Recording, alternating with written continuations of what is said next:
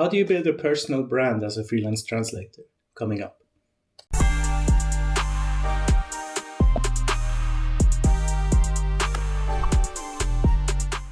Hello and welcome back to the Freelanceverse. Thanks for coming back to the channel once again for a video on personal branding, a topic that's very close to my heart. It's very important to me.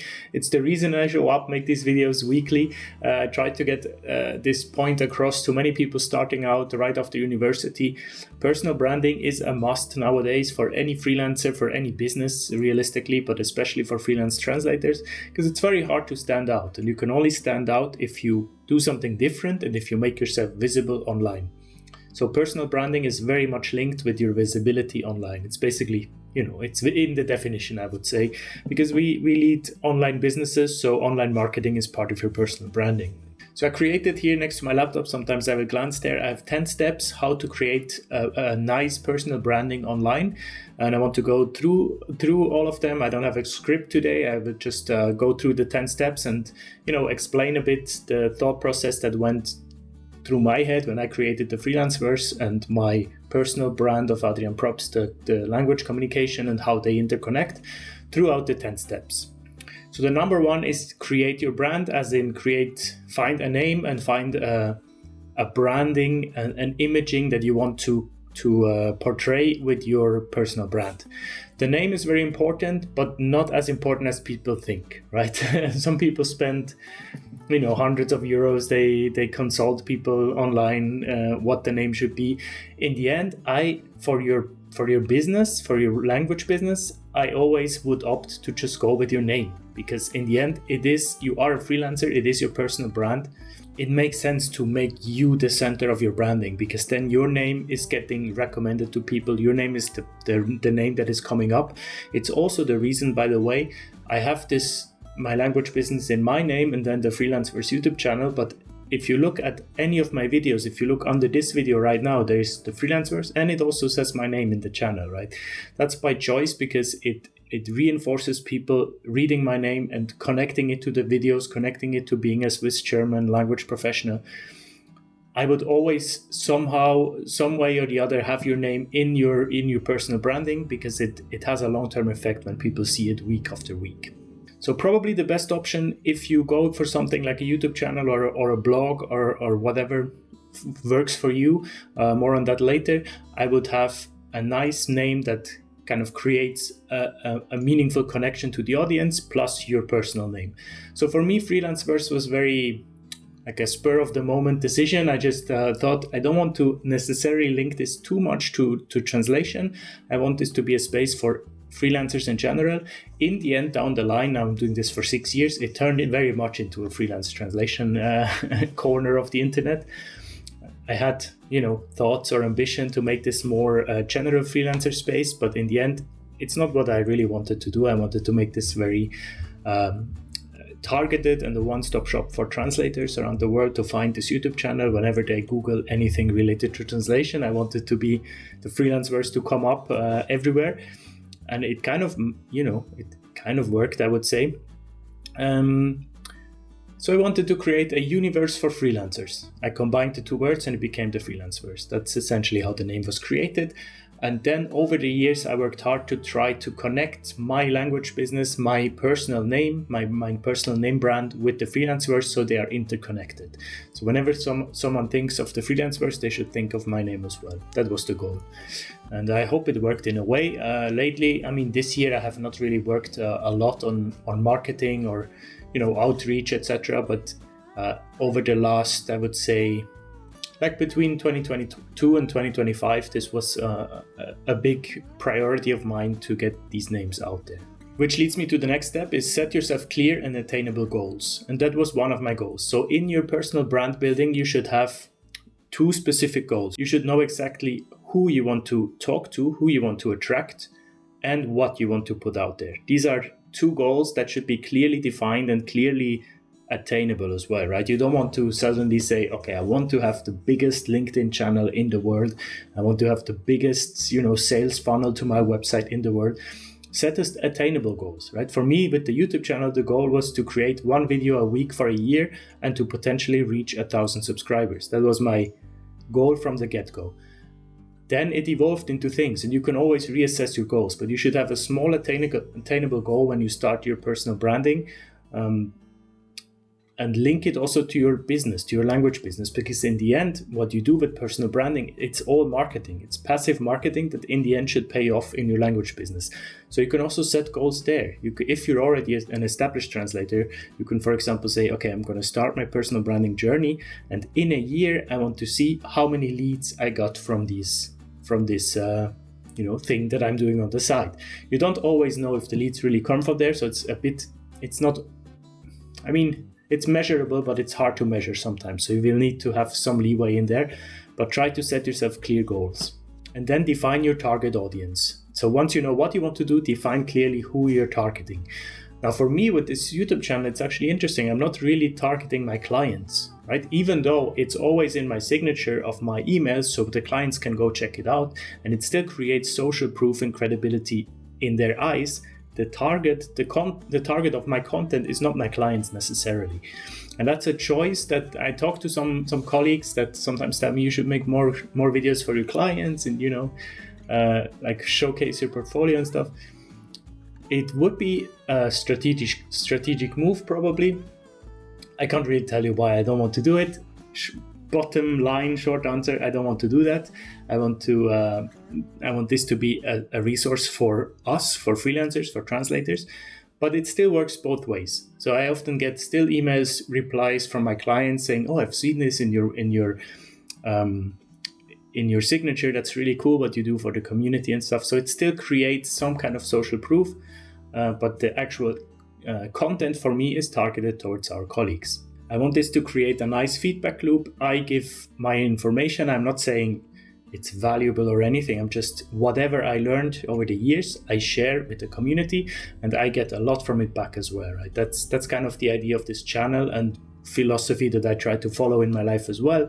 The more you give, the more you return, right? I don't have any expectations. I never had any expectations from this channel. It's genuinely just a way for me to keep up to date with trends and things that happen in the industry. It forces me also to do further education as well every week. And the second goal was to give what I learned over the years to you guys. In return, I get a lot of recommendations. I get invited to conferences. It creates credibility for me. It creates social proof. So it goes both ways, and that's a really nice niche that I found for myself. But I really had to first decide what I want to do with this channel. What is my target audience? It is exactly people like you who are watching it, either starting out a translation journey, not sure what to do with their lives, looking for a way to create their own business, make money online, people that are studying, for example, or people that are established and still looking to see what's out there, what's going on in the industry. Next step, define your niche and your positioning. Once you know who you're talking to, you need to decide if you want to go niche or if you want to go general. I decided to go quite general with this personal branding of the Freelanceverse. You could go very niche, right? There are people out there. What just comes to mind is Jay Marple, once a guest on the sports specialized episodes as well. A very interesting approach with the company Tiki Taka Linguistics, which is like an all football translation agency, I would say, you could say. So the positioning there is really full on niche down, full on football. It's all the content that is published is around football. So it's a great way to position yourself towards your colleague, towards your client in a very niche down position if you want to do that. But then you need to stick to it, right? It's all about consistency. Next step is establishing the online presence. So now you should have all in place. You know what you want to do, who you want to talk to, if you want to be generalist or niche down in your personal branding. So then creating the online presence is relatively simple, right? You create a YouTube channel, you create a LinkedIn page, you create maybe a Facebook page, you create Instagram, whatever pages you want, create a website, you create online marketing material as well that you can send out to people, like flyers, not actual flyers. I mean, you can if you want printed flyers, but for me, I have PDF flyers that I send out to my interests as well. I have business cards for me personally and the Freelanceverse. So these are all marketing material that you not necessarily need, but it's nice to have. So if you can afford it, it's nice to invest into a budget of what that will cost you, maybe up to €1,000 maybe to get all that professionally done. but it will last you forever, and it's a great way to be more professional as well, to seem more professional. And also you should probably invest in a domain, because it's always better to have a domain name after your email address rather than a generic Gmail or Hotmail or Outlook. That's my opinion, but I strongly believe in that. It creates a lot of credibility as well. Next step, create a schedule for your content. You want to be consistent. For me, it's every Monday at 6 p.m. I create a video. If one week I can't do it, if it comes out on Tuesday, like it has happened a few times, that's fine. Just try to really keep consistency, because that's what pays off down the line. Passive marketing is not paying off within a few weeks or months. It pays off consistently over years, right? So it might be tedious to do something for a very, very long time and you don't see any results, but that's what makes it hard. That's why people succeed and people give up. Just keep doing it for years. If you figure out a way that is consistent for you and it's not too hard to do, then it shouldn't matter anyways whether someone watches it or not. If no one watched these videos, I would still do it to hold myself accountable, and it still helps once in a while in my business as well. So it's still worth it, right? So sometimes I see people, why do they make these videos if no one watches it? It's not about the views necessarily with these kinds of YouTube videos, right? If you want to become a big creator, then you're bound to the views. You need to make them to make money, of course. These videos, these channels have different purposes, right? They are not for making money on YouTube. While it's a nice benefit to have a couple €100 a month from these videos, that's of course nice, but it's not the main motivation for me. Then comes the big step, creating the content. Now, this is a huge piece of work in this whole workflow. It should be the main focus. You should invest hours if you want to make this professional, if you want to make your personal branding stick in people's minds. You might need to learn new skills. I had to learn making videos, edit videos, but these are all skills that you invest into your future in, right? If you want to create a very nice blog with ads that generate money while also having a funnel to your business, or maybe you sell something on the side like online virtual articles or something like that, you need to learn how this works. There are a bunch of YouTube videos. You can learn everything for free nowadays.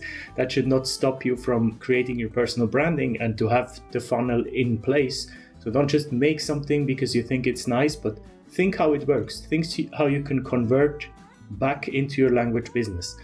What happens if someone reads that? How do they realize that this is you? How can you connect your personal name to your online brand? How can they then think of you when they want to recommend someone? These should all be connected, should all be a network online that people know this is you, this is representing you, and there is not really a recipe for doing that, right? The fact that my first thought was of Jay Marple and Tiki Taka Linguistics is because he's so niche down and knows exactly what they are doing in the niche of football. So it's so connected in my brain to the name and to the company as well. So that's the ultimate goal you want to achieve. Same with the Action Sports Translator with Martina Russo. It's so connected, the personal brand and the company, that it's not, you can't really take it apart anymore, right? And I think the same happened with the Freelanceverse and Adrian Probst with my name. And that's the goal, that's the ultimate goal you want to achieve in personal branding online. Next step, in your content, try to be authentic. Try to come up with your own original ideas. Don't just use AI nowadays to create your content. It will not pay off, I can guarantee you that. There are plenty of studies that say that the AI content ranks much lower, doesn't evoke any emotional connection to the reader or the viewer.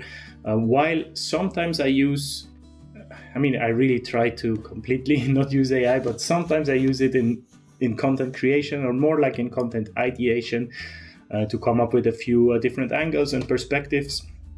But I really make a point that all of my videos are 100% bio-human videos. This is important to me because it creates connection, it creates authenticity, if I could say it. You know, if you click on my channel, that you get me as a person, exactly how I am in my personal life as well. And that's also how I conduct my business, right? Even in business meetings, I'm not trying to put on a fake business persona. It's just who I am. This is exactly why I'm a freelancer. This is why I'm not some other person's sales rep, right? I want to be my own person. I want to be authentic. I don't subscribe at all to the to the idea that you should be different in a business context. You know, emotions are human. If you don't have a good day, you don't have a good day. You don't need to hide that. And I think that's also coming across in these videos, right? Of course, not all of them are good. Normal. I'm making for 6 years videos a week. Like they're not always good, and sometimes you can see that something is up with me. But the point is accountability. The point is showing up, being there for a promise that you make to be consistent, and down the line it pays off to even show up on the days that you don't feel like it. And also for you mentally, it helps, you know, even if you feel like you don't want to make something this week, once you did it, you feel accomplished and you feel like now I can tackle the next thing on my to-do list. So it's not only for an external use, it's also helping me in my mental health to stay consistent and to show up once a week. Second to last step, leverage social proof. It's a big step to put yourself out there, but it creates so much credibility, so much social proof. You can ask your clients then to create reviews for you that you can put on LinkedIn, that you can put on your website, you can put on your blog. I could put in these videos as well. I choose not to do that because it's not always easy to talk about clients because of NDAs, etc. But creating this whole ecosystem around your name and around your brand online makes you the expert. It allows you to be viewed by other people as a source of inspiration, a source of knowledge, and also a source of reliability, right? So often, even though people don't know me, they feel like I'm reliable because I'm showing up every week for these videos, if you know what I mean. There is a certain proof that you have what it takes to be resilient if you do something for a long time consistently.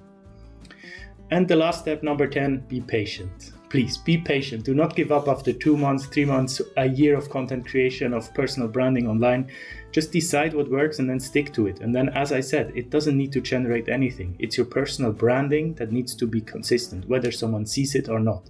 One day people will look for it and they will see suddenly, oh, okay, this makes sense. This is coherent. This is professional, this makes sense, I trust this person. But you need to build that first, and no one will see it while you build it, right? That's kind of the shame, but also the beauty of it. In the beginning, you can do whatever you want and no one sees it. And once it is becoming its own thing, not saying movement, that's weird, but once it's becoming its own creation, your personal branding connected to your personal name, it will do so much good for you because it takes away a lot of work, a lot of active cold calling, cold emailing is not necessary anymore. So definitely, if you're in university, start that already. Think of a name that works. Think of an angle to take to make yourself visible online, and then just stick to it for years and years and years to come, and it will pay off. I can guarantee you that. Hope this was useful. Make sure to subscribe to the channel if you're new here and you would like to see videos about freelancing, languages, self-employment, etc. every week. The World Cup is starting this week and I'm in the German team once again, so I will be very busy in the next coming weeks, but I'm excited for the journey and I will try to still be consistent as I just rambled on for like 20 minutes. Thanks for watching. I'll see you next week. Bye-bye.